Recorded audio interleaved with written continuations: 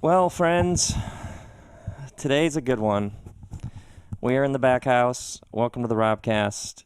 And we have with us Kristen Bell. Hi, everybody. Happy to be here on the RobCast.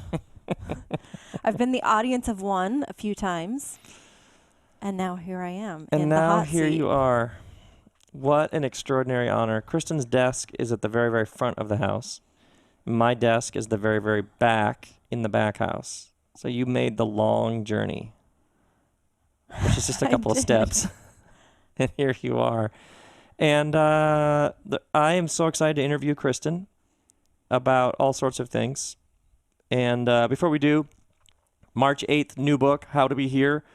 So excited for you to read this book. And I am, a number of you were like, enough with your events in Los Angeles, come to our town. So I'm coming to the town of a bunch of you. So the How to Be Here experience, because I was like, what would be the most fun? And the most fun to me would be to spend a whole day with lots of you. So, but then a lot of you, like, you have to go to work during the week. So I figured, what if I just did Saturdays? And we found these just great dance halls and art galleries around the country. And so it's an all-day event where we're not doing a stage. We're doing like chairs on a flat floor in the round so I can just walk around and talk to you. And I want to take the ideas in this book, How to Be Here, and then take them farther and see where you take them. And it's just going to, oh my word. Are you kidding me? So March 5th, Denver, I'll be at Space Gallery. March 12th, we'll be in Chicago. March 19th, Phoenix at Crescent Ballroom, which has some of the best tacos on the planet. Then Miami, April 2nd. Durham, North Carolina, April 9th. Austin, Texas at Ironwood Hall, the 16th. Then you Minneapolis folks, you are unbelievably persistent. But we're coming to Minneapolis. I'll be at Mill City Nights on Saturday, May 14th. And then May 21st, I'll be in Portland. And you're coming with me, aren't you? Yes. Because Kristen Bell's been all over the world, but she hasn't been to Portland. I've always had a desire to go to Portland, and for some reason You've always whenever wanted, you've been on tour and you've gone to Portland, it hasn't worked out you've for me always to wanted be to there. help keep it weird. Portland, keep it weird, yep. So you're going to come with me. We're going to have our anniversary. We're going to celebrate our anniversary with We're going to be keeping it weird. people in Portland all day Saturday. And that'll be at Oregon Public House. And then Tulsa, June 18th at Kane's Ballroom, the legendary Kane's Ballroom. And then June 25th, Brooklyn, New York at the Brick House. Brick House. So all that info is at robbell.com. But I'm telling you, it's going to be 4 months of joy right there. And you're going to come with me a bunch, aren't you? I am a couple times. Oh, it's so great. So, I've wanted to interview you for a while. Kristen Bell, I have in my hand a book from a box that came to our house a couple weeks ago.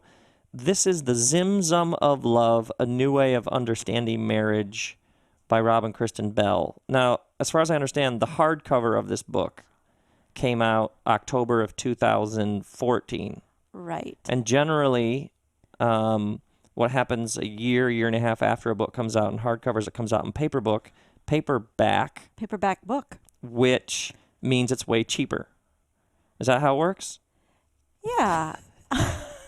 And is this your first book? I think it's cheaper and lighter. And lighter. Is this your first book? It is my first book. Yes. And what was it like writing this book with Rob Bell? Everybody asks me that question. What is he like? But actually, I was very impressed with. Let me stop right there. I was impressed with writing a book with you because you've written a number of books on your own, so I didn't know how it would work doing it together. And I was very pleasantly surprised at how unattached you were to your own ideas and ways of doing things. You were the book, writing the book together actually felt like an example of what we were talking about in the book. It really Yeah. was like Yeah. figuring out how to create this thing together, which is how we describe marriage in the book. It's this thing that only exists between the two of you, and you get to decide what it's going to be. It's something you get to create together. Right. That having a partner, the two of you are creating something new in the universe. And so in the book, we talk about how Zimzum is this word. It's actually a very mystical Hebrew word has origins in the Kabbalah movement. They would talk about how there's all this fascinating esoteric speculation about the nature of the universe, that before there was anything, there was only the divine. So for the divine to allow things to exist that weren't the divine had to create space for something to exist other than the divine. Right. It had to contract. So there you go. So you know what I mean by the esoteric, sort of abstract. But what's really interesting about this idea of Zimzum is I'd stumbled into it, this idea of divine contraction, contracting in order to create space for another to thrive. And I had shared it with you because I love words. The weirder the better. The more profound the better.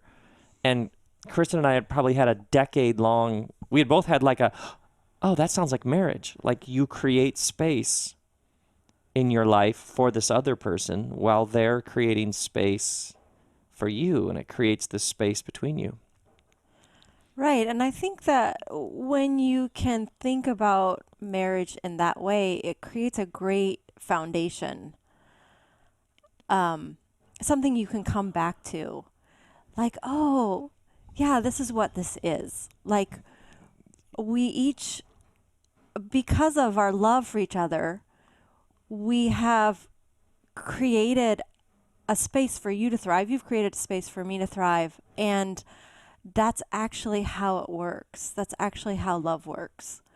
And so this question then, that was so interesting how many people found that question that we give in the very beginning, sort of how's the space between us, as this way of thinking about and understanding the space and making it better. Just how is the space between us? Is there too much space? Is there not enough space? Is one of us losing our sense of self? Is one of us caught up and we're drifting apart? Yes. So, Kristen, help me understand in the... I can't even fake interview you. I know, it's funny. We talk about the generative nature of the space. How do you understand that? Well, in the book, we talk about four aspects of the space, and one of them is the generative aspect. And it's this idea that whatever you put into this space tends to get bigger.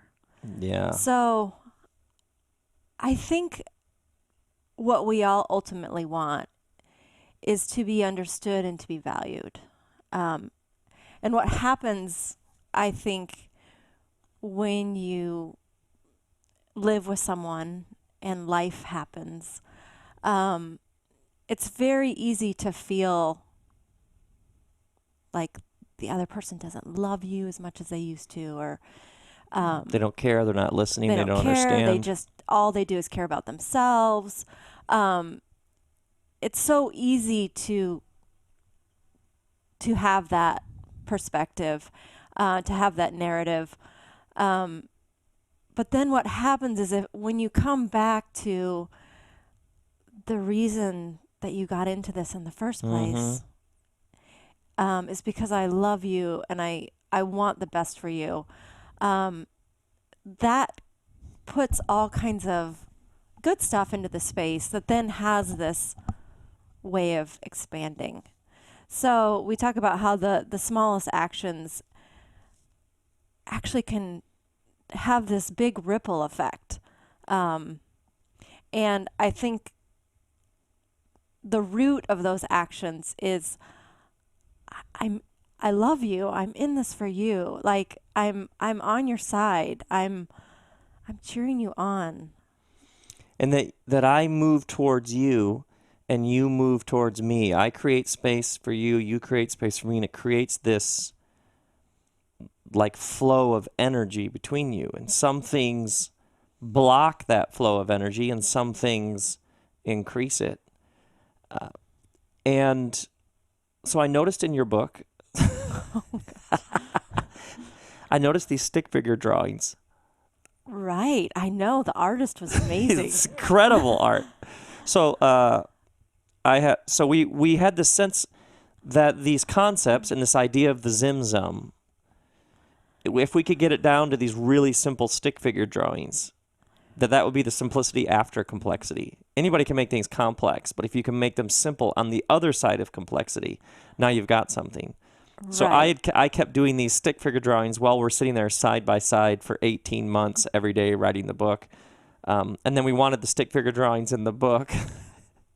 Right. So then the publisher said, we'll hire a couple graphic artists to Make proper stick figures. Right. And they kept sending us things. And we just thought that We're like, no. the original stick figures were the best. And we kept saying, well, can they make them a little bit like the ones that Rob did? Like, kind of worse. Could you make them worse? Could you Right. make them more Could basic? you make them a little more like somebody was sketching? Like somebody who doesn't know what they're doing. So it ended up that Rob's figures were the best. It's basically just took an artist to clean them up a little bit. But this drawing of the two stick figures with this circle of, almost like a circle of arrows between them is sort of the central idea of the book, that the two of you create this space between you that exists nowhere else in the universe but between the two of you. Right. And it's yours to create. That when you say Right. yes to this other person, you are entering into a lifelong journey of creating something together. You've said some really interesting things recently about, like, the hookup, about, well, are you attracted to so-and-so? Is there chemistry? Do you think they're hot? Which is a series of questions that doesn't have much to do with the actual thing that's how you actually spend your lives together, which is, how do I find somebody who I could create something with? Which is a completely different set of questions. Right. And we mentioned this in the book briefly, but we went to that art exhibit. Stefan Sagmeister is this brilliant graphic artist. He's done all these fantastic album covers, among other things. And he did this installation for LACMA, the L.A. County Contemporary Museum of Art. They did this installation at Design Center called The Happiness Project, right? Or The Happiness... Oh, the happiness something. Anyway. But one of the things that stuck out to us is he quoted this researcher who studied people who found happiness in long-term relationships. And what he found is that the passion, the attraction, that like really intense, visceral sexual energy, spark, electricity thing. right. If it doesn't have the friendship, the foundation, the companionship thing with it, it can only be sustained for like 9 months to a year. But what he found is that couples who were able to transition from that passionate stage into the companion stage rated their relationship very high on the happiness scale. And that actually was the thing that helped people stick together. Yeah. By the way, Kristen and I met when we were 18. We talk about this in the book. We were friends for 4 years. There was huge respect. We went all through college together, but there was never... We were friends. There was love and respect. Right. I think there were moments We admired each other. of like sitting down and connecting and thinking, hey, Hey. there might be something here. Hey. But it just never really happened until we both ended up, we went to college outside Chicago, both ended up in LA. And then, so we had this, like, we knew each other's families. Our friends, my group of friends and her group of friends were all friends. So we had, like, been on vacation together. There's a picture of us doing dishes together on vacation when we were like 18 or 19. But it wasn't till later, like 22, that we're in Los Angeles together. And Right. I know some people talk about getting married and there being surprises. yeah, And I know that when we got married, there were no surprises. Like I mean, there were things that obviously we discovered about each other because that's what marriage is all about, growth and discovery. But I knew who I was marrying. Like I tend to be somebody who really thinks things through also. that's true. So I didn't want any surprises. That's true. And I think about in the beginning, we had this, because all the time, you especially, for some reason, you get the marriage questions, not me. You probably should tell me something. The question about how you stay on the same page comes up again and again. Right.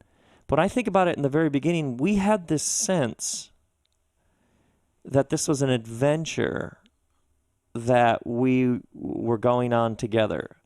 That there was this thing that was bigger than both of us that was pulling us forward. There was something that transcended just, do you meet my needs or whatever? You know what I mean? There was some, not to demean that, but there was this big thing we were going for together. Right. We talked a lot about what we both wanted. Like what we wanted, or even I don't know. Some people use the word called. We don't. Sure. Called, passion, path. Right. The thing humming in your heart, the mission, the But I whatever think that language was you a use for big it. part of our relationship, is that we had this similar desire to do To make something, to do something, to take it somewhere. And I'm not thinking about people who would love to find someone. Like, what does that? There's like those speed dating nights, where you get a minute or whatever, 5 minutes. I don't know how they work with somebody. Like, what does the speed dating thing look like, where you could actually ask questions that could get at the stuff that marriage is actually all about, or having a partner is actually all about? Do you know what I mean? Like, what questions? Because for you and I, from the very beginning, this thing, it had such a sense of, like, I wonder what's going to be around the next corner. And what a thrill that there's this person who's up for it. Let's see where this takes us. Right.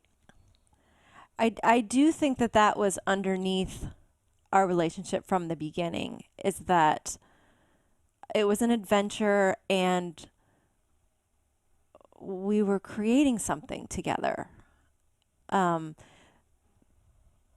There was definitely the passion and the friendship.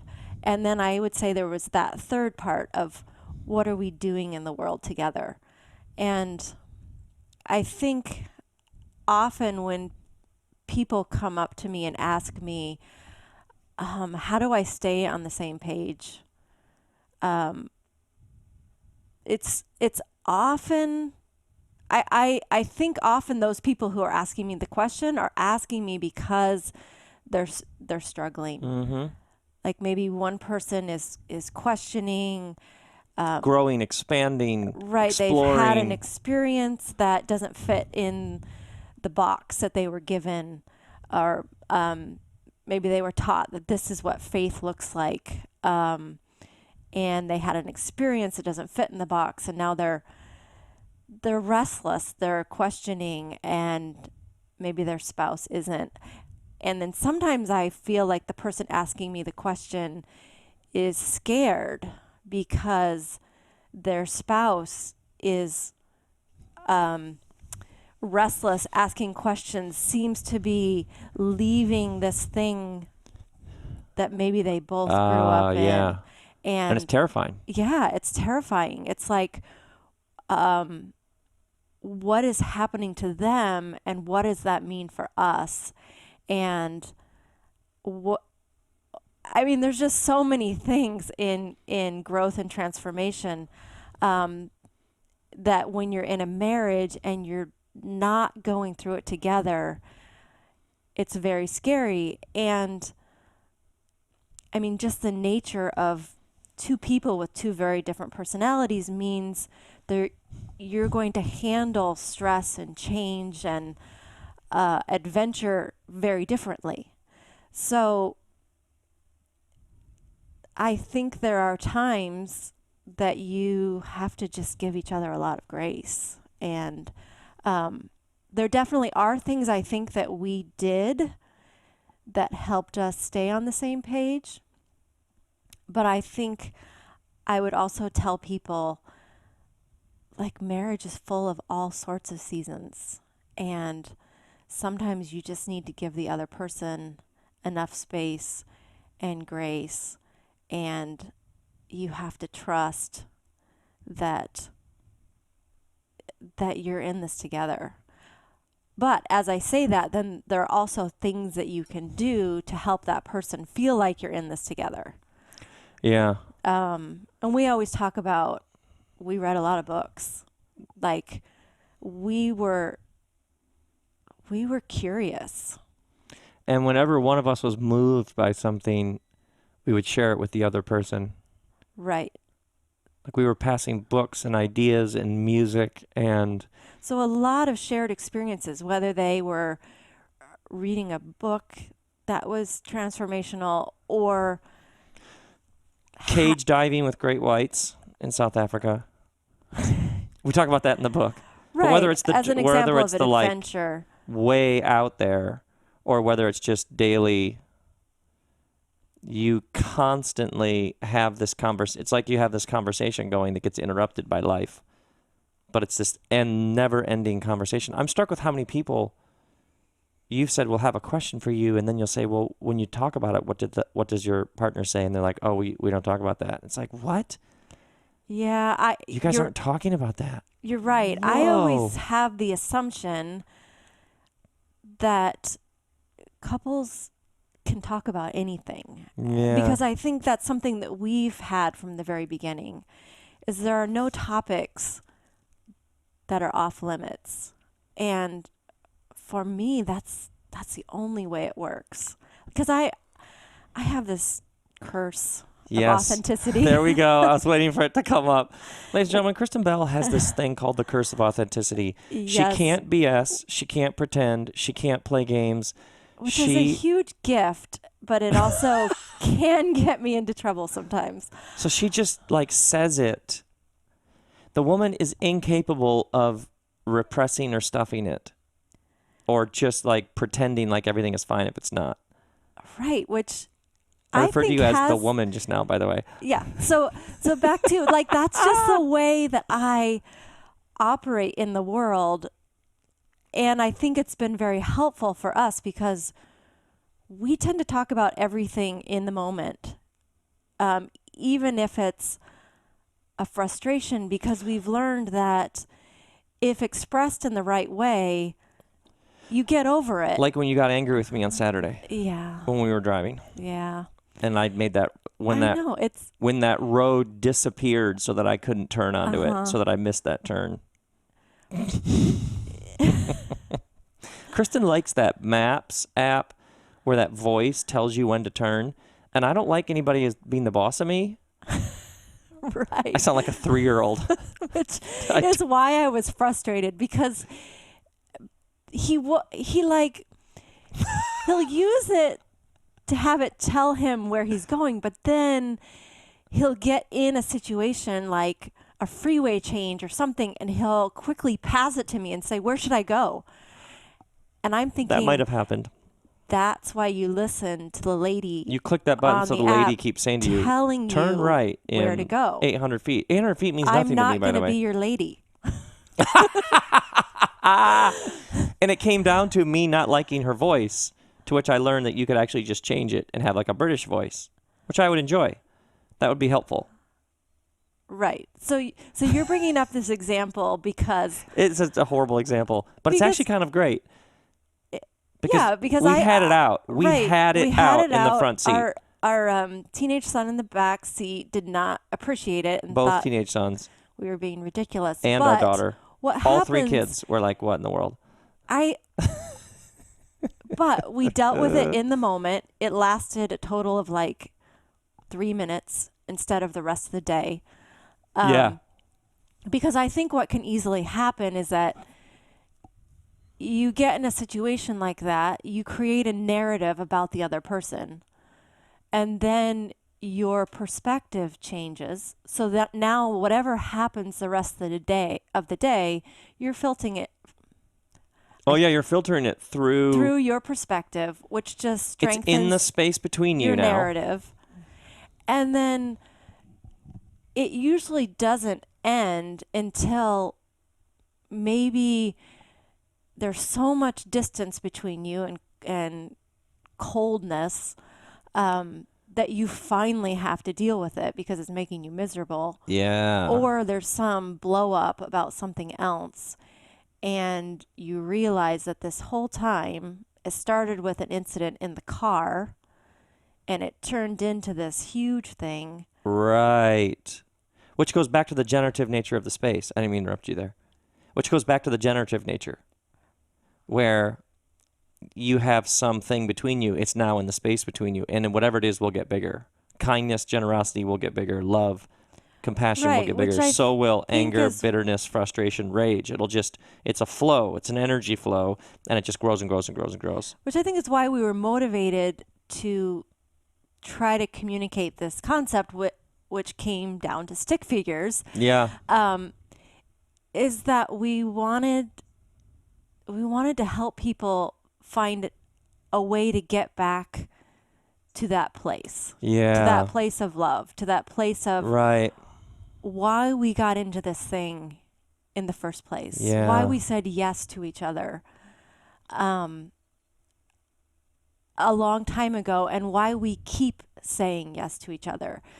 But the idea of coming back to I love you and I'm for you and I want what's best for you, and you love me and you're for me and you want what's best for me. So how did we get to this spot of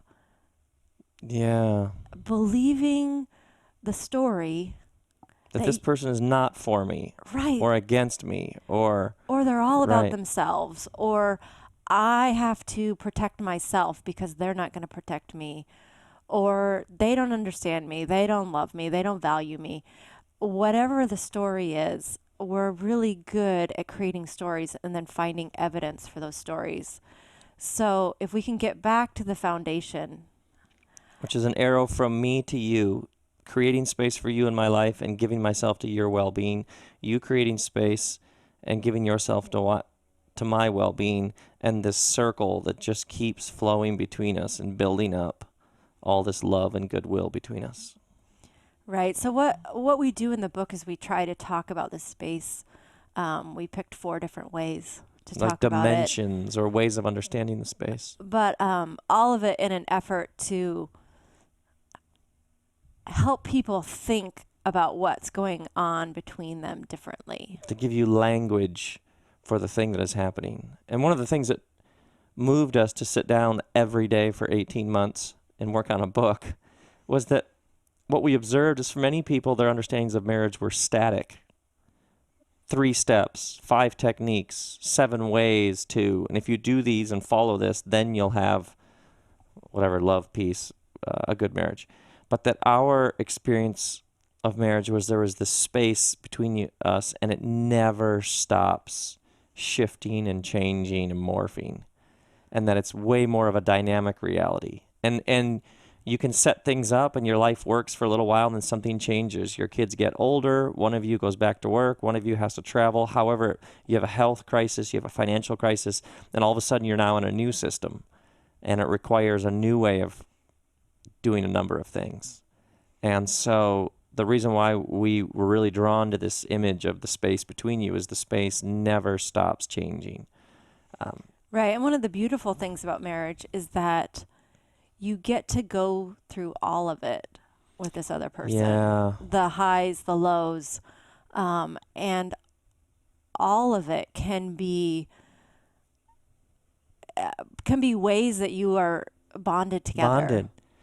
We talk about how the space between you is exclusive, and the space between two people, the space that exists between them exists nowhere else in the universe but between the two of you. So all these experiences that you've had create the shared collective memory between the two of you.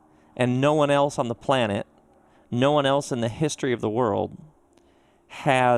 no two people have that exact shared memory that the two of you have. Right. Even this morning we were reflecting as we were... we went to breakfast in the neighborhood. Right. We were walking back and we were reflecting actually on like a really difficult experience that we had together. Because I had told somebody recently the story, and it was a story about a contractor. Yeah, we had hired this contractor to rebuild our kitchen, and he tore it all apart. And then kept sending us texts, and we gave him a big chunk of the money. Well, right, there were four installments, and we had paid 3 of them because he was building the cabinets off-site so that we would have like putting our kitchen back together a week without a kitchen. By the way, this is first world problems. Let's be honest here. And he starts sending us these texts like, "I'll be there Tuesday to rebuild your kitchen," and then he wouldn't show up. And then I'd be like, "Okay, Friday, bring in my crew." And then he wouldn't be there Friday. And then I was like texting him and like, "Hey, about that, putting our kitchen together because we don't have a kitchen." We started emailing and texting and calling, and then the texts get weirder. There's no phone calls. He doesn't return emails. And then we find out weeks in, that he has cancer. Brain cancer. Right. He had cancer. It went into remission and it came back in his brain. And then he died. I mean, it was so tragic and heartbreaking. He was such a lovely man. He was he was a lovely man who I think got into a bad situation, and what he had done is he had taken our money and he never got started on our cabinets. And so we ended up, by the way, once again, first world problems. I think we were grieving because of this man that we'd gotten to know. We also are without a kitchen for like 3 months. Yeah, and we also lost a lot of money. Oh yeah, we also lost a lot of money.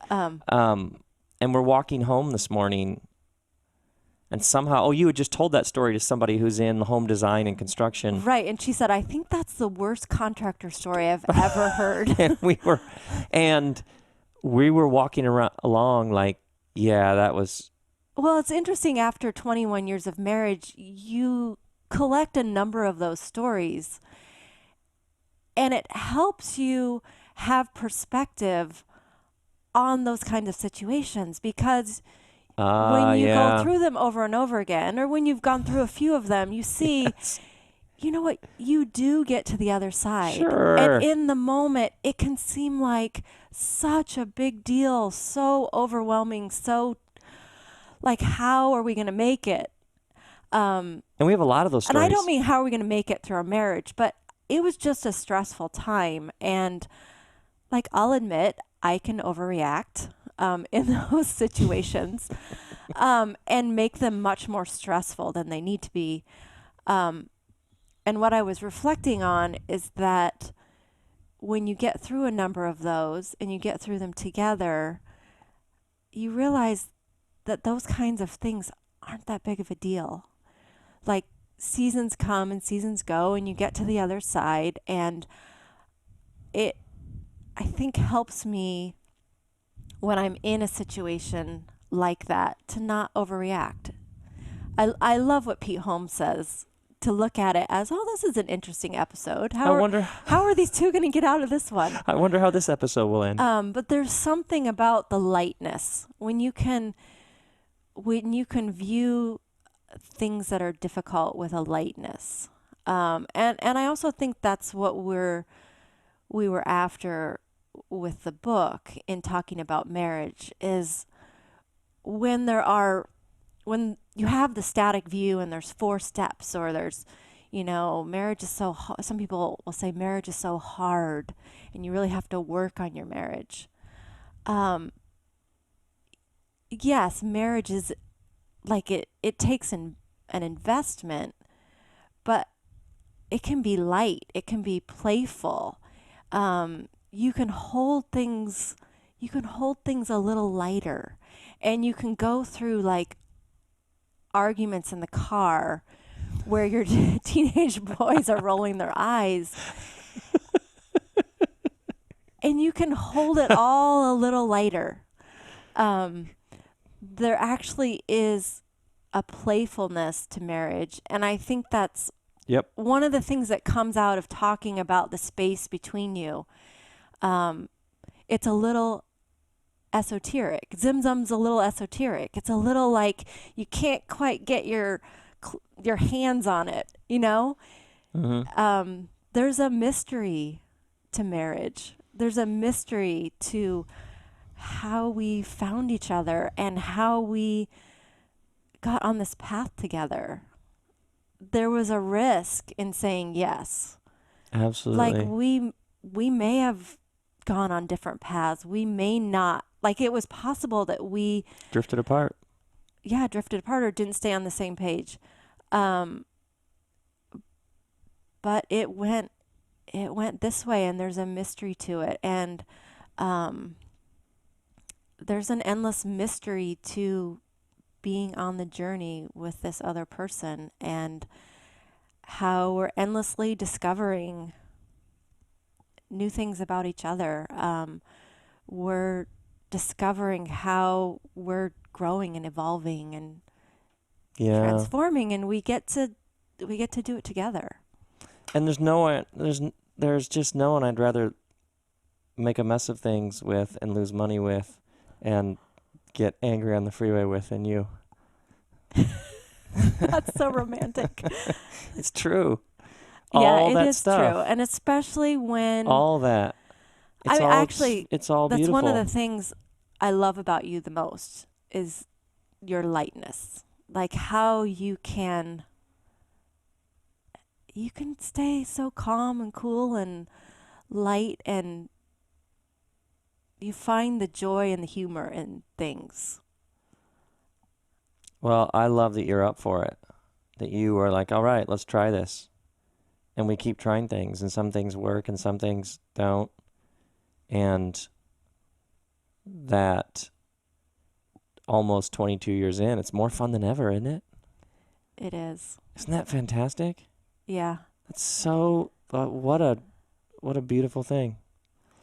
So, so this book now is available on paperback book. It's available in paperback for those who are interested. Yeah, nice new white cover. Nice new clean white cover. We like that white. We like clean white covers. It was so great to have you on. Will you come again and we'll talk some more about Zimzum sometime? Yeah, I'd love to. It's an honor to be on the RobCast. It's so great. It's so great. We should think of like questions. We should think of a bunch of like Zimzum questions. I guess there's some questions in the book. But like, what would be the anti-speed dating questions? Do you know what I mean? For somebody who's like looking for a partner, we should come up with like, okay, you've just lost X amount of money on this project. Da-da-da-da-da-da. How do you react? Like questions about how life really is. Do you know what I mean? Right. Your kid just threw up in your shoe. You know what I mean? Like questions that are actually how life is. Right. That would be great. Like because you're looking for the kind of person who you could create a life with, who's about something way bigger than themselves? And that's a completely different set of questions than, do you think I'm hot? You know what I mean? Right, right. And all that's a part of it, but there's a bigger thing. Okay, that's what we got to do. You're full of ideas, aren't you? It never stops.